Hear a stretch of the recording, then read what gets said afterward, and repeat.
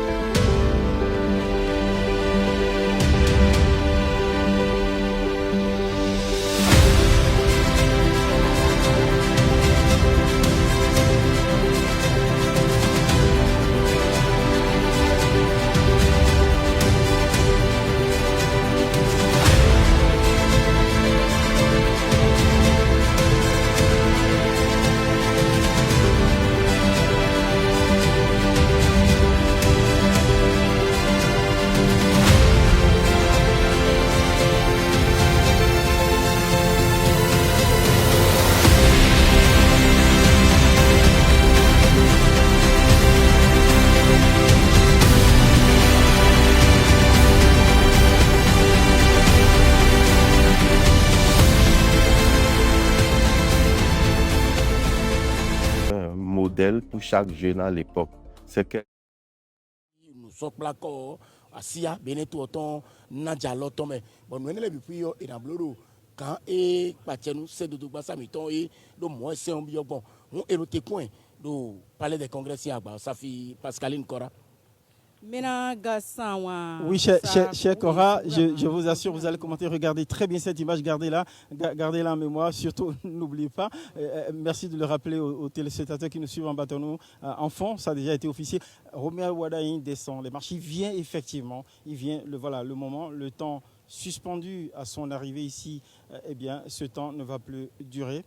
Il s'apprête à venir vers nous, les pas assurés pour monter à bord du véhicule de fonction, qui est aussi l'une des incarnations de sa fonction présidentielle, pour nous rejoindre ici, où l'attendent les différentes institutions, au fronton desquelles la Cour constitutionnelle, devant laquelle, de façon solennelle, et son président en premier, il va être investi après sa prestation de serment. Il va prêter serment devant le peuple, devant les mânes des ancêtres, devant Dieu, mais aussi jurer sur la Constitution, de la respecter, d'en garantir le respect, mais également respecter l'état de droit, être garant de l'état de droit. En tout cas, bref, s'engager à servir fidèlement ce pays, à défaut de quoi, il peut être tenu pour parjure. Donc il s'apprête.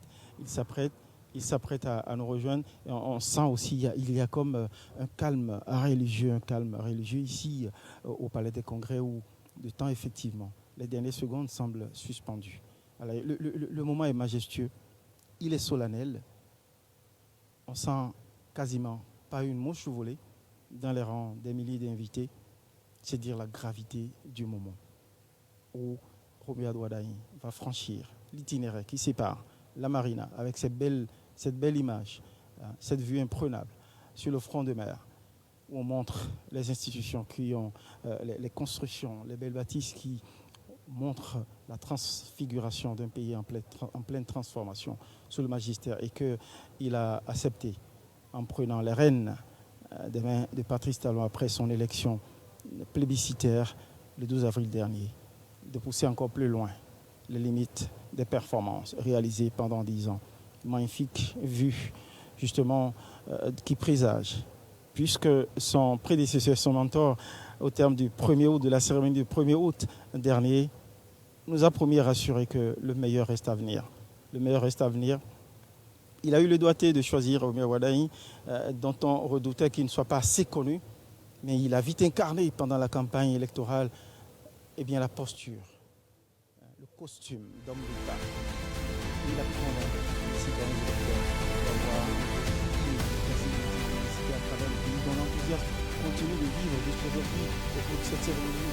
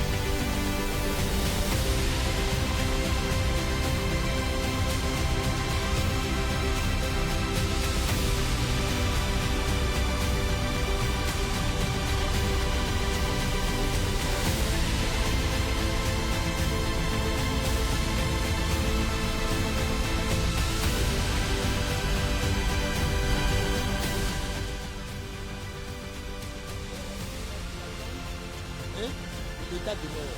C'est une posture d'expression de la continuité de l'État. Ce que vous avez déjà dit. Merci Et pour, ça, c'est le président Talon. merci pour ces arrêts, ce décryptage. On va passer la main tout de suite au directeur de protection de l'État.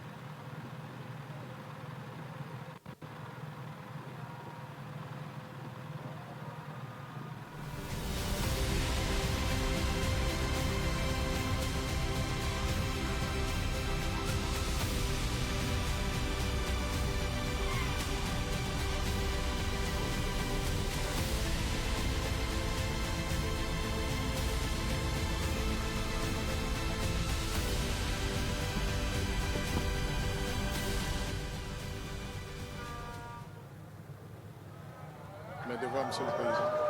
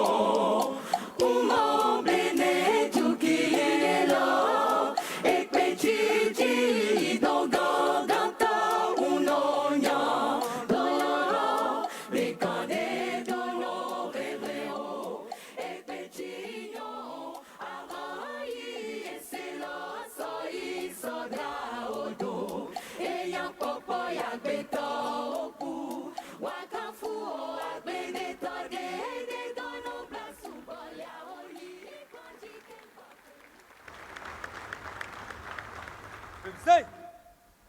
Armes. Repos.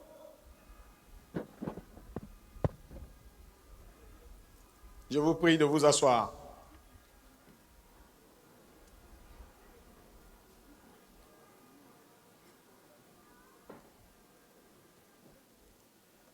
Monsieur le Président de la République élu, Madame Nathalie Villette-Ouadani, épouse du Président de la République élu, Madame la Vice-Présidente de la République réélue, Monsieur le Président de l'Assemblée nationale, Monsieur le Président de la Cour constitutionnelle, Monsieur le Président, Madame la Présidente de la Cour des comptes, Mesdames et Messieurs, les présidents des institutions de la République, Mesdames et Messieurs, les anciens présidents des institutions de la République, très éminentes personnalités, députés à l'Assemblée nationale, membres de la Cour des comptes, membres de la Cour suprême, Messieurs les ministres d'État, Mesdames et Messieurs les membres du gouvernement, Excellences, Mesdames,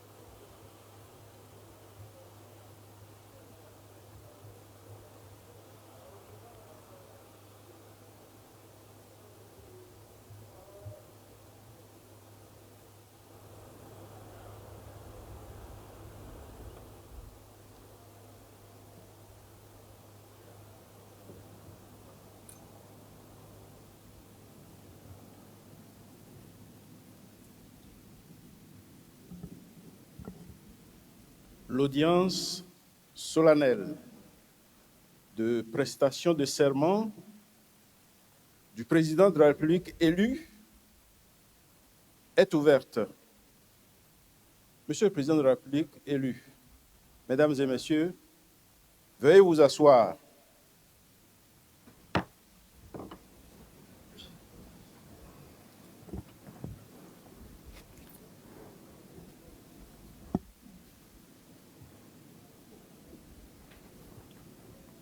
Monsieur le greffier en chef, donnez lecture de la décision de proclamation des résultats définitifs de l'élection du duo président de la République et vice-président de la République. Décision EP 26-002 du 23 avril 2026 portant proclamation des résultats définitifs de l'élection présidentielle du 12 avril 2026. La Cour constitutionnelle, vu la loi 90-32 du 11 décembre 1990 portant Constitution de la République du Bénin, telle que modifiée par les lois 2019-40 du 7 novembre 2019 et 2025-20 du 17 décembre 2025, vu la loi 2022-09 du 27 juin 2022 portant loi organique sur la Cour constitutionnelle telle que modifiée par la loi 2025-18 du 25 juillet 2025, vu la loi 2019-43 du 15 novembre 2019 portant code électoral, tel que modifié par la loi 2024-13 du 15 mars 2024, vu le règlement intérieur de la Cour constitutionnelle, vu la décision EP 26-001 du 16 avril 2026 portant proclamation des résultats provisoires de l'élection présidentielle du 12 avril 2026. Ensemble, les pièces du dossier, après en avoir délibéré. Considérant qu'au terme des dispositions de l'article 49 nouveau de la Constitution, je cite, « La Cour constitutionnelle veille à la régularité du scrutin et en constate les résultats. L'élection du duo président de la République et vice-président de la République fait l'objet d'une proclamation provisoire. Si aucune contestation relative à la régularité des opérations électorales n'a été déposée au greffe de la Cour constitutionnelle par l'un des candidats dans les 5 jours de la proclamation provisoire, la Cour constitutionnelle déclare le duo président de la République et vice-président de la République définitivement élu. En cas de contestation, la Cour constitutionnelle est tenue de statuer dans les 10 jours de la proclamation provisoire. Sa décision emporte proclamation définitive ou annulation de l'élection. Si aucune contestation n'a été soulevée dans le délai de 5 jours, et si la Cour constitutionnelle estime que l'élection n'était entachée d'aucune irrégularité de nature à en entraîner l'annulation, elle proclame l'élection du duo président de la République et vice-président de la République. En cas d'annulation, il est procédé à un nouveau tour de scrutin dans les 14 jours de la décision. Fin de citation. Considérant qu'en application de ces dispositions, la Cour a proclamé par décision EP 26-001 du 16 avril 2026 les résultats provisoires de l'élection présidentielle du 12 avril 2026 et a déclaré ouvert, à compter de la notification de la dite décision, le délai de 5 jours dont disposent les candidats pour contester la régularité des opérations électorales. Considérant qu'aucune contestation relative à la régularité des dites opérations n'a été déposée au greffe de la Cour par les candidats, dans le délai de 5 jours de la notification de la décision de proclamation des résultats provisoires. Considérant que de plus, la Cour n'a relevé d'office aucune irrégularité de nature à entraîner l'annulation des opérations électorales, qu'il y a lieu de déclarer le duo Kossi Mweke Romia Douadaï et Mariam Chabi Talata définitivement élus, respectivement président de la République et vice-présidente de la République. En conséquence, article 1er proclame définitivement élu M. Kossi Mweke Romia Douadaï, président de la République, Madame Mariam Chabi Talata, vice-présidente de la République. Article 2 dit que le président de la République élu entre en fonction le dimanche 24 mai 2026 à 0h. Article 3 dit qu'avant son entrée en fonction, M. Kossi Mweke Romia Douadaï, président de la République élu, prête le serment prévu à l'article 53 de la Constitution. La présente proclamation des résultats définitifs sera notifiée à M. Kossi Mweke Romia Douadaï, à Mme Mariam Chabi Talata, au président de la Commission électorale nationale autonome, au président de l'Assemblée nationale, au président de la République et publié au journal officiel. Ont siégé et signé à Cotonou le 23 avril 2026. Messieurs, Kossi Dorothée Sosa, président. Nicolas Luc Apoin Assoba, vice-président. Mathieu Beblodo Adjovi, membre. Vincent Kodjo Akako, membre. Michel Adjaka, membre. Mesdames Aléa Boudabako, membre. Dandy Nyamou, membre.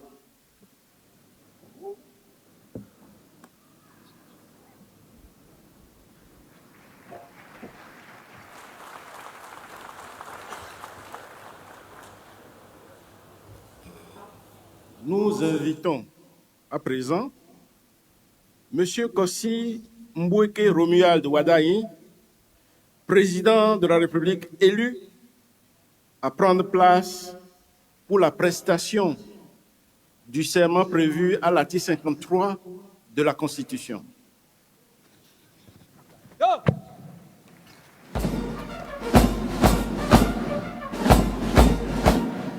Anna, présentez. Am.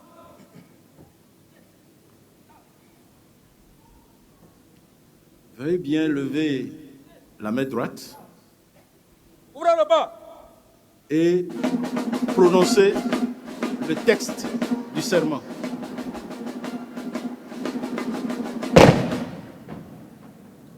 Devant Dieu, les mâles des ancêtres, la nation et devant le peuple béninois, seul détenteur de la souveraineté.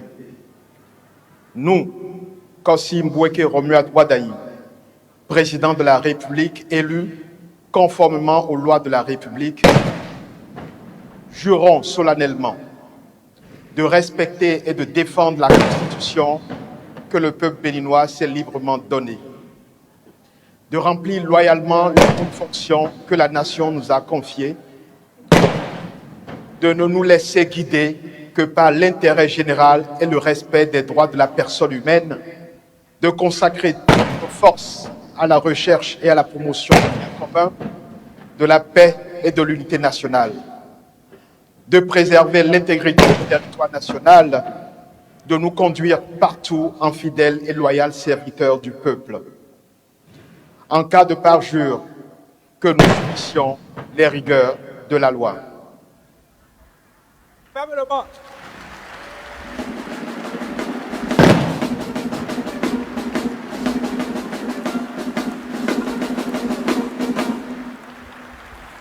Monsieur le Président de la République, nous vous donnons acte de votre serment et vous renvoyons à l'exercice de vos fonctions. Nous ordonnons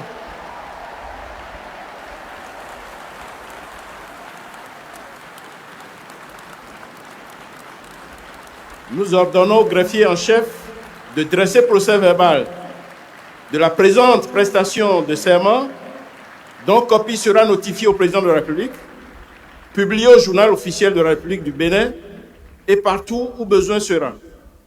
Monsieur le Président de la République, nous vous adressons au nom des membres de la Cour constitutionnelle et en notre nom personnel nos chaleureuses félicitations et nos vœux de plein succès. L'audience solennelle de prestation de serment du Président de la République vient ainsi de s'achever. Nous invitons Monsieur le Directeur général du protocole d'État et des conférences de reprendre la direction de la cérémonie d'investiture du Président de la République.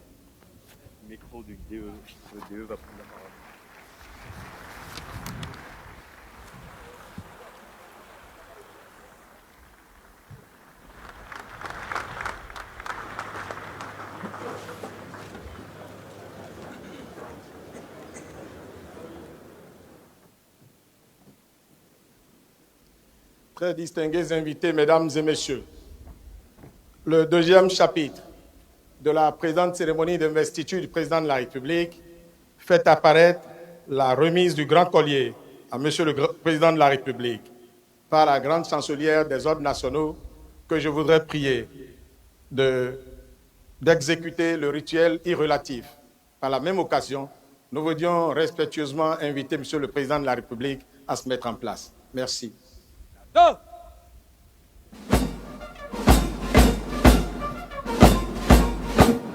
Présentez. Am.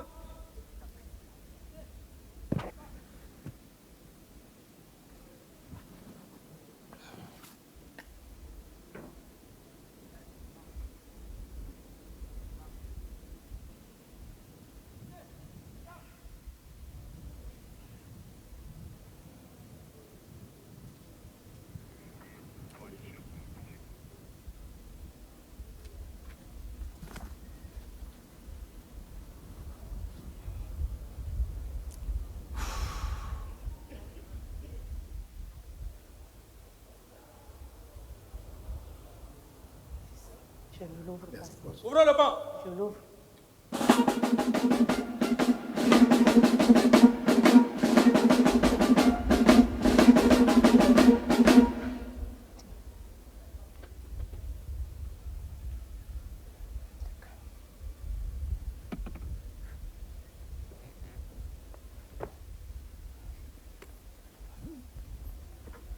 Monsieur le Président de la République, nous vous reconnaissons, grand maître des ordres nationaux du Bénin.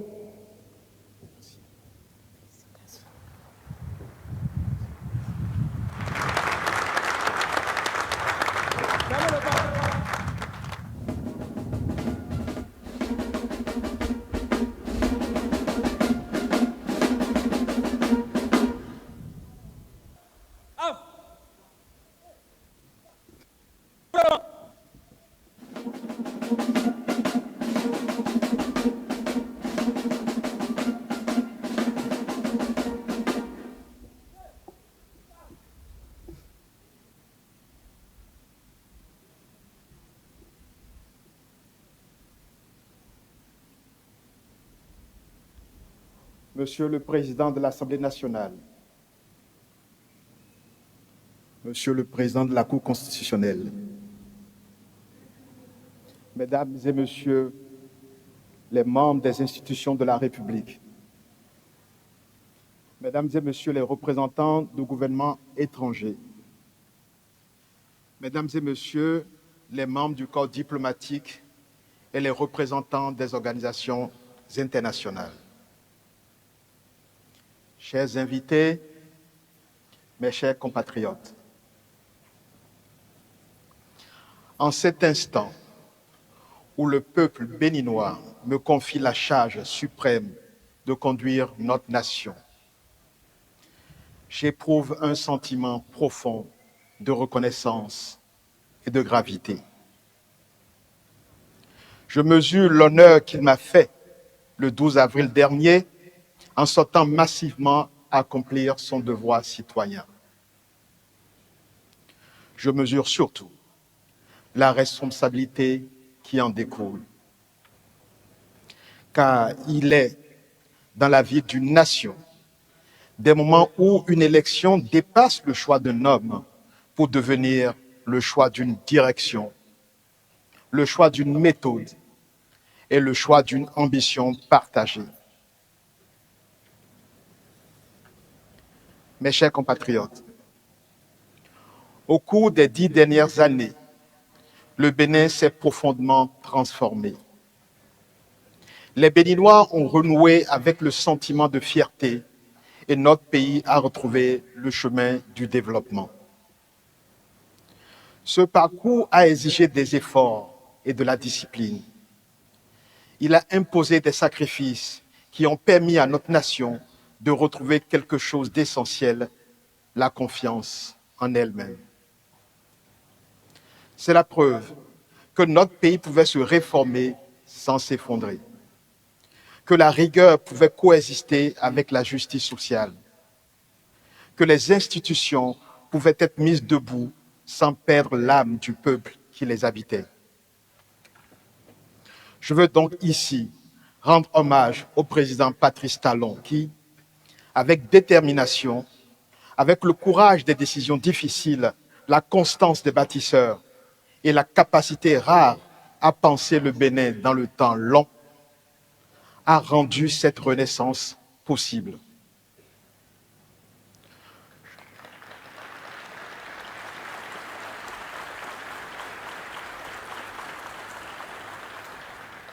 Je voudrais aussi rendre hommage à nos pères fondateurs, en particulier aux autres présidents qui se sont succédés à la tête du Bénin depuis l'avènement du renouveau démocratique en 1990.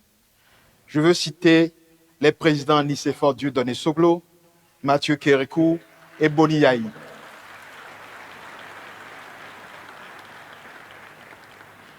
À leur suite à tous, je veux être le continuateur de la tradition de paix qu'ils ont instaurée au fil du temps et qui nous permet, malgré nos incompréhensions ponctuelles, de faire front pour relever le défi du développement.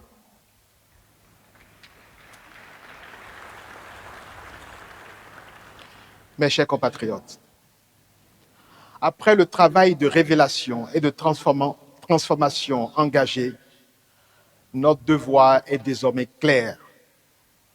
Faire en sorte que la force retrouvée par notre État se traduise plus profondément dans la vie quotidienne de chaque famille béninoise.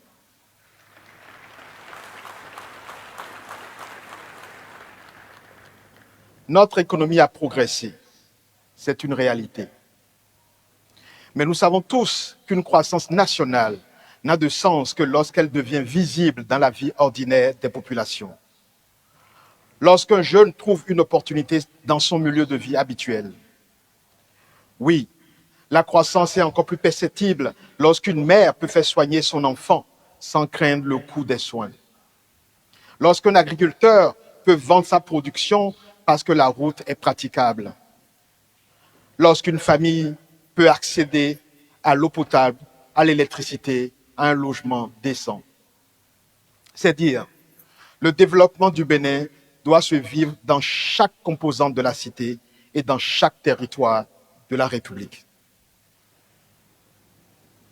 Aux jeunes du Bénin, qui refusent les fatalités anciennes et veulent réussir ici, chez eux, par leur travail, je veux dire ceci. Le Bénin croit en vous. Et il vous donnera les chances de réussir.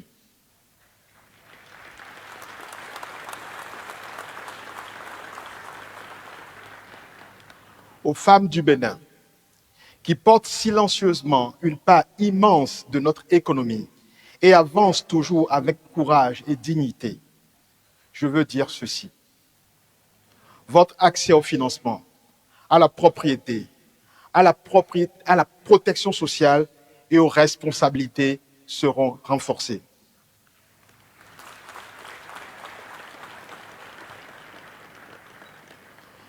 Aux agriculteurs du Bénin, dont l'abnégation au travail se doit d'être davantage reconnue, je veux dire ceci.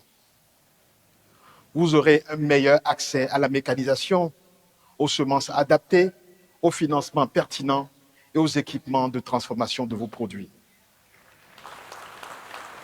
Nous construirons une protection sociale agricole parce qu'une nation qui respecte celles et ceux qui la nourrissent est une nation qui se respecte elle-même.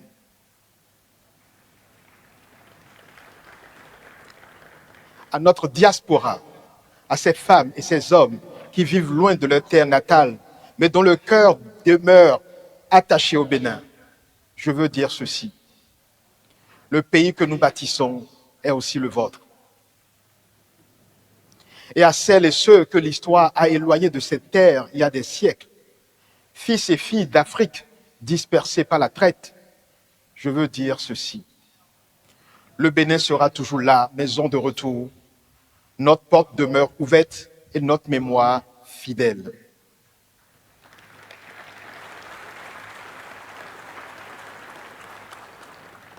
Mes chers compatriotes, en prêtant serment devant la nation, je prends aussi un engagement clair, celui d'être le garant de nos institutions, de l'état de droit et des libertés fondamentales.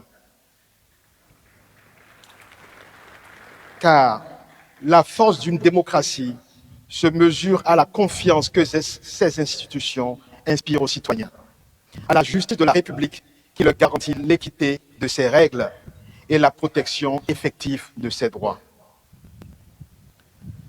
Cela sera d'autant plus important que notre région vit une période de tension grave avec le terrorisme qui progresse. Mais je peux vous rassurer, le Bénin ne cédera ni à la peur, ni au relâchement.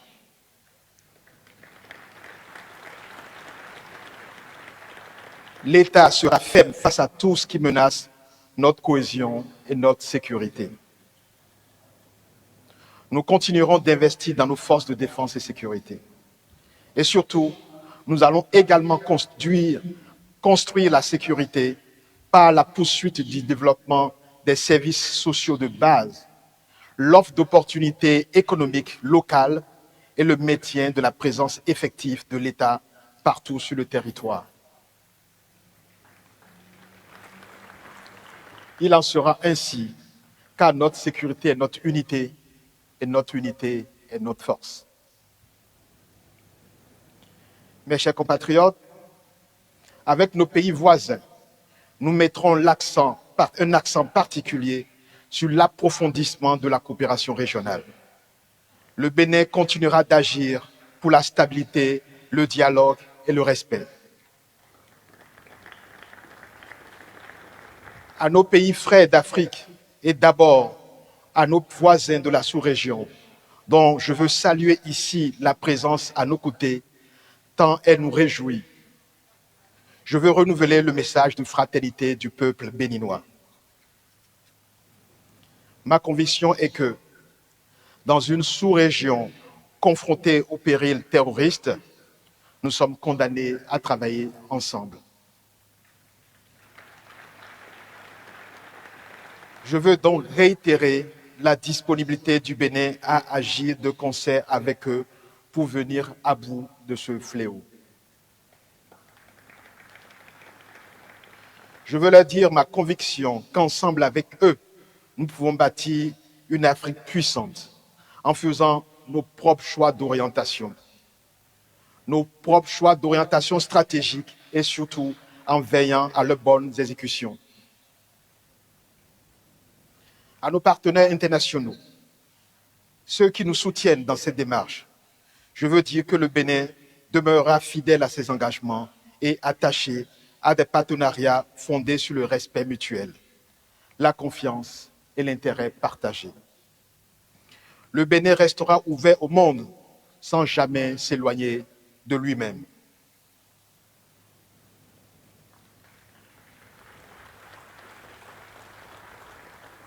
Mes chers compatriotes, la tâche qui s'annonce et qui nous incombe collectivement est grande. Je n'ai cependant pas de doute quant à notre capacité à relever le défi. Je suis persuadé que, comme nous l'avons fait ces dernières années, pour hisser le Bénin au niveau où il se trouve actuellement, nous saurons encore nous mobiliser et nul ne sera de trop sur ce chantier pour prolonger notre belle épopée.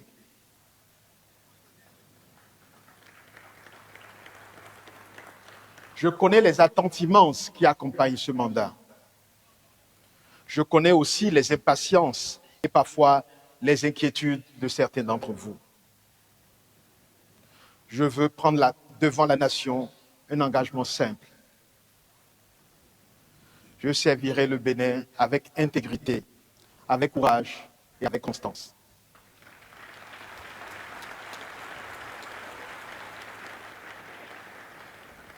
Je servirai avec la conscience permanente que le pouvoir n'est jamais un privilège personnel. Que le pouvoir est une responsabilité devant le peuple et devant l'histoire.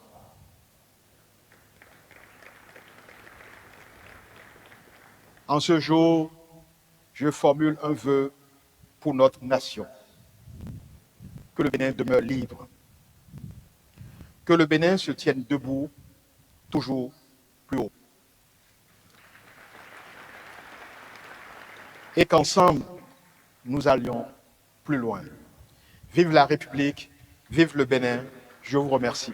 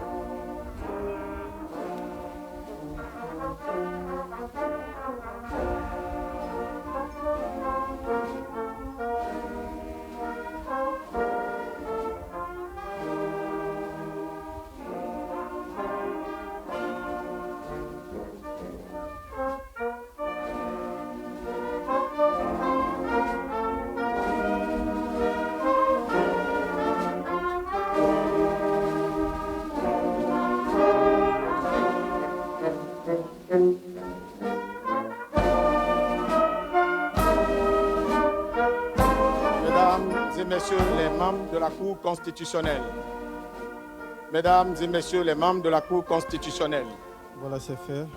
Romuald Wadayi, le président de la Monsieur le République, Président a de prêté l'Assemblée serment. nationale, Il vient de poser son premier Monsieur le acte, un Président de la discours Cour suprême, d'investiture, Madame la tout en Présidente de la gratitude Cour des comptes, vis-à-vis de ses citoyens Président qui du lui ont Conseil accordé économique et leur social, confiance, mais également des messages très Monsieur le Président de la forts Haute sur Autorité de des l'audiovisuel et questions de la sensibles, communication, notamment les questions sécuritaires, où il veut s'investir justement à augmenter l'effort de guerre nationale pour protéger le pays et ses concitoyens, mais également établir de bonnes relations de voisinage avec les voisins du Bénin, ensemble de concert face à cette menace. Essayer aussi, il a promis, il est allé jusqu'au bout de sa promesse ensemble plus loin, appeler tous ses concitoyens à lui faire confiance pour amener le pays un peu plus loin. Chers invités, pendant que le président de la République reçoit les salutations de ses invités, des personnalités, présidents d'institutions et autres personnalités conviées à cette cérémonie, vous avez suivi le discours. Qu'est-ce qui vous a le plus marqué, ambassadeur Abangla? Journaliste, je viens de suivre le premier discours, message du président de la République investi, M. Romuald Wadayi. C'est un discours complet. Comme vous l'avez constaté, il a parlé à la nation, un message à la nation. Il a parlé à la sous-région et il s'est adressé au monde. Il a parlé en direction des partenaires de tous ordres par rapport à la poursuite de la politique de développement en cours dans notre pays depuis 2016. Et surtout par rapport à la sous-région qui est fortement représentée ici, le pays de l'AES, je voudrais dire, ainsi que nos voisins du Nigeria et du Togo. Il a adressé un message d'apaisement, surtout par rapport au fléau commun qui nous envahit depuis quelques années, venant surtout du Sahel vers les pays côtiers, je voudrais nommer le terrorisme, et souhaiter qu'ensemble, par le dialogue, on puisse avoir une stratégie commune, intégrée, de lutte contre ce fléau-là. Mais il a réaffirmé qu'au niveau du Bénin, nous allons continuer de renforcer nos capacités militaires, surtout pour faire face et neutraliser par tous les moyens ces terroristes qui essaient d'envahir, d'occuper un certain nombre de zones de notre pays. Et je crois que c'est un appel certainement qui sera entendu au regard du geste diplomatique que nous avons constaté, le déplacement des délégations de ce pays-là ici. C'est une main tendue. Le président de la République l'avait dit le 21 mars dernier, lorsqu'il lançait son projet de société, à savoir qu'il allait saisir l'occasion de la nouvelle gouvernance pour repartir vers les pays voisins qui ont du mal à nous comprendre. Je crois que c'est fait et la réaction qu'il vient d'avoir nous encourage à poursuivre et que l'espoir est permis à ce niveau-là. Isidore Dissou, votre réaction à ce premier discours du président de la République, Romuald Wadayi, discours d'investiture. Moi, j'ai suivi avec beaucoup d'intérêt, comme tout le monde d'ailleurs, ce premier discours, cette première intervention du chef de l'État. Alors, pour votre gouverne, justement, vous avez évoqué des délégations étrangères. Autant sont applaudis les délégations du Nigeria, mais également les délégations nigériennes. Fortement applaudis dans la présence ici, fortement applaudis. C'est un signe, ça répond à une quête de tout un peuple, la pacification des relations entre le Bénin et ces pays de Je crois qu'il faut d'abord voir le niveau de représentation du Niger. Le Niger s'est fait représenter par son Premier ministre. C'est cela. Ce n'est pas rien du tout. Et c'est un signe encourageant pour les relations que nous devons entretenir avec ce pays frère.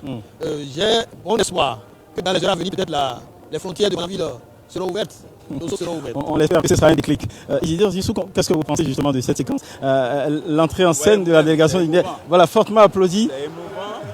La délégation nigérienne s'est fait représenter à un niveau important. Absolument. C'est le Premier ministre nigérien qui représente le Niger, ce pays. Et je suis sûr qu'il y a des délégations du Burkina Faso et peut-être même du Mali qui sont arrivées. C'est un signal important.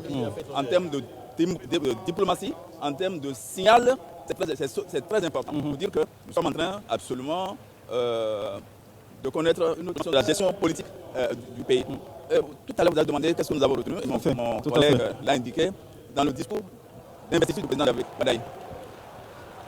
Il est Je présume que c'est une autre délégation. Désolé de vous interrompre, mais on doit coller au direct. C'est le Malien. C'est ça, le ministre des Affaires étrangères du Mali, qui s'avance pour saluer le président Romuald Wadayi. Très applaudi aussi cette séquence qui montre de nouveaux jours sur les relations entre le Bénin et les pays de l'AES. Et c'est crucial même pour la survie sécuritaire des pays, le Bénin et ses voisins. C'est plutôt celui du Burkina. Du Burkina, oui, quand on regarde justement. Désolé, on a... on n'a pas tous les détails juchés tels que nous sommes. Ça, c'est ici. Diop qui arrive, celui du Mali, qui arrive là maintenant. Merci de nous aider justement à les identifier, monsieur l'ambassadeur. Oui. Donc, Diop, des Affaires étrangères du Mali. Isidore Zissou, c'est franchement, on entre dans une détente, visiblement. Et c'est tant mieux pour le climat, le climat sécuritaire de la sous-région. Tout à fait. Je voudrais revenir un peu sur un aspect de l'intervention du nouveau président de la République. Il parlait tout à l'heure de ce que son gouvernement, son prochain gouvernement va assurer la protection sociale, va provoquer, mettons, une amélioration du niveau de vie des populations à travers le pouvoir d'achat qui va augmenter. Et il dit ceci, et ce n'est pas ordinaire d'écouter des hommes politiques, des chefs d'État parler de la croissance économique qui ne doit être fétichisée. Il dit, si nous avons la croissance économique autour de 7%, autour de 8%, et que cela n'impacte pas les ménages, il y a du travail à faire. Il y a encore du boulot. Il y a encore d'activités à faire. Et donc pour lui, la croissance économique, c'est vrai, ça peut être de 7%, ça peut être de 8%, mais il faudrait que nous puissions avoir un bien-être social dans les familles, dans nos foyers. Et ça, c'est important. Le fameux ruissellement. Dans la formulation de ce qu'on appelle croissance économique, il y a des ingrédients qui rentrent. C'est des outils donc, de gestion qui peuvent, même s'ils sont de vrais outils de formulation de la croissance économique, qui peuvent ne pas impacter suffisamment le bien-être social. Absolument. Et donc, on peut avoir effectivement une bonne politique croissance de économique, redistribution de mais la croissance. dans les foyers, dans les maisons, le bien-être social n'est pas bien assuré. Et puis, il est revenu là-dessus. Ça veut dire quoi? Que ce qu'il appelle éradication de la pauvreté l'extrême pauvreté est une préoccupation réelle pour lui. Qui vient de mentionner à nouveau. De toute façon, on a l'impression que le président Wadaï n'a pas du tout perdu les déclarations qu'il avait faites déjà dans son projet de société qu'il a assez expliqué durant la campagne, qui montre qu'il est très préoccupé par les attentes sociales de plus en plus croissantes dans notre pays. M. Zissou vient de démontrer, fondamentalement, il veut lutter contre l'extrême pauvreté, s'attaquer à cela. Maintenant que nous avons engrangé la prospérité, il faut la partager, que cela soit ressenti au niveau des foyers. Et nous avons également noté que le président de la République s'est adressé aux jeunes. Il s'est adressé aux jeunes en leur demandant, en leur promettant qu'il leur donnera de la réussite au niveau de leur volonté, également aux femmes, d'accès au crédit, à la propriété et à la protection sociale, aux agriculteurs, à qui il promet la protection sociale agricole. Il avait déjà annoncé qu'ils auront c'était l'une des originalités une pension de retraite. de sa réponse. Les agriculteurs sont les grands travailleurs de notre pays, que la République pense à leur accorder une pension de retraite. Je pense que c'est une volonté politique affichée qui mérite d'être soulignée. On n'a pas oublié la diaspora, à qui il demande de considérer que ce pays est le leur. Et cette diaspora, je crois qu'elle va pouvoir devenir ou développer une diplomatie citoyenne. Elle va représenter le pays aujourd'hui, partout où il se trouve dans le monde, et être fière de ce qui se passe dans notre pays. Nous avons retrouvé notre voie de développement. Le président il a affirmé. On voit que les institutions sous-régionales sont fortement représentées. Le président de la BOAD s'apprête justement à aller faire. Bien que ça, je voulais souligner quand même les autres voisins. Le Nigeria qui s'est fait représenter par le vice-président de la République. C'est très important parce que nous avons une grande ambition avec le Nigeria. C'est de créer une zone économique spécialisée qui doit pouvoir nous rapprocher et être un prélude à l'intégration économique sous-régionale que nous visons. Et de l'autre côté, le Togo, qui est représenté par une députée proche, envoyée spéciale au personnel du président Sibé, qui est une démonstration, une expression de la volonté de collaboration sous-régionale que l'ensemble des pays du voisinage a affiché à cette cérémonie-là, qui mérite d'être appréciée. Les afro-descendants, vous avez vu, même hier encore, il y a eu une cérémonie. Le pays leur est ouvert. Ils considèrent ce pays comme le leur désormais parce qu'il y a un certain nombre de facilités qui leur sont accordées pour qu'ils reviennent à leur terre natale. Je voudrais également inviter... On va essayer d'avoir quelques échos de cette séquence de salutations et d'hommages rendus au président élu par la délégation étrangère, parmi lesquels j'ai noté le plus grand homme d'affaires, acteur économique du continent, du pays du voisin d'à côté, Dangote. On va revenir là-dessus. On entend quelques séquences et on revient pour commenter.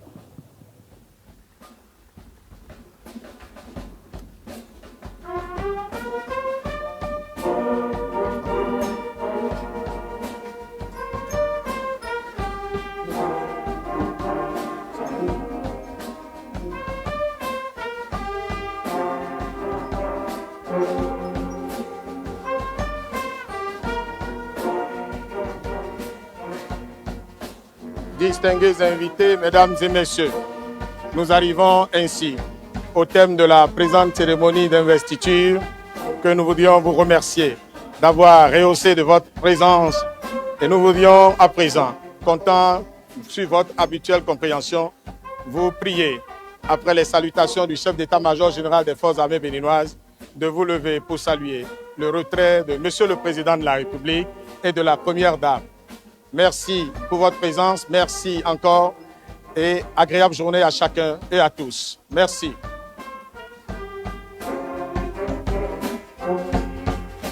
Salutations, fini cette séquence de salutations au président Romuald Wardani. Je l'indiquais parmi les invités de marque de prestige, il y a le puissant homme d'affaires, acteur économique du Nigeria, du continent d'ailleurs, Dangote. De quel signe est-elle plutôt cette présence? Isidore Zinsou, la présence de Dangote ici. La présence de Dangote. Oui, la présence de Dangote apporte une inspiration. C'est comme une sorte de confiance des milieux d'affaires du continent au président élu. Bien sûr, ça apporte une inspiration.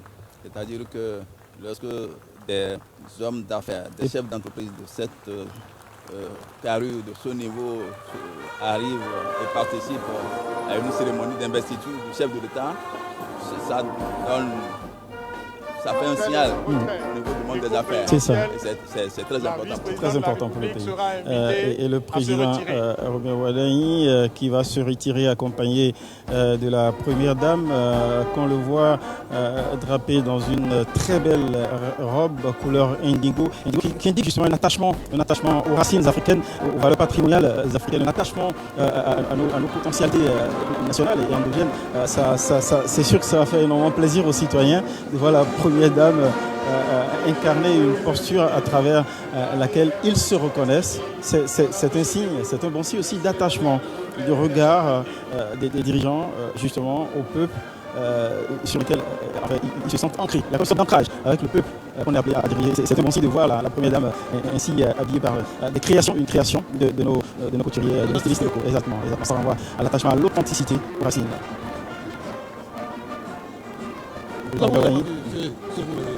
Le président investi allait saluer ses prédécesseurs. Tout à fait. Il les a déjà cités dans... C'est peut-être qui se prolonge avec Yahi. Voilà, là. Il les avait déjà cités depuis le président Soko, le président Yahi, après les hommages du président Talon. Et c'est une considération. Et il a pris l'engagement de s'inscrire dans leur volonté de développer, de réaliser l'unité nationale, la cohésion sociale et le développement durable dans ce pays. Et ça, ce qu'il fait, c'est une réalité que nous constatons là. Après les anciens présidents de la République, les anciens présidents de l'Assemblée nationale, on dit avec le président Moussou, qui a pris à la suite il collaboré, qui fait une geste respectueux, Mathieu Kofi Nago aussi à côté. Nous constatons que voilà, cet échange aussi, ces premiers demain qui n'aurait échappé à personne, la première dame et l'ancien président Ouliaï, et qui accompagne le président de la République, qui se dirige vers la rangée des invités de délégation des extérieurs. Très grande mobilisation. Après un signe, justement, il a reçu la salutation. Cette fois-ci, il fait un geste de salutation. Il assiste aussi un geste de salutation à l'endroit de tous les invités qui sont mobilisés de part et d'autre de l'espace dressé aux invités ici sur l'esplanade du Palais des Congrès, qui a été totalement transformé pour cette grande occasion. Ce grand moment à la fois de télévision et ce grand moment national où un mandat commence avec cette investiture qui s'est déroulée de très belle manière, sans à-coups, où le nouveau président, dans sa fonction, va alors rencontrer son destin présidentiel avec des mots d'engagement très forts qui font écho aux promesses fortes également qu'il avait faites lors de la présentation de son projet de société, à savoir élever cette nation le plus loin possible, ne jamais faiblir, s'armer de courage, de détermination, mais également de probité, d'intégrité, pour reprendre son mot. Et voilà, donc c'est fort de cet engagement et qu'il a professé au bout de son serment, qu'il se retire ici de ce théâtre majestueux et solennel dressé pour officier son investiture solennelle.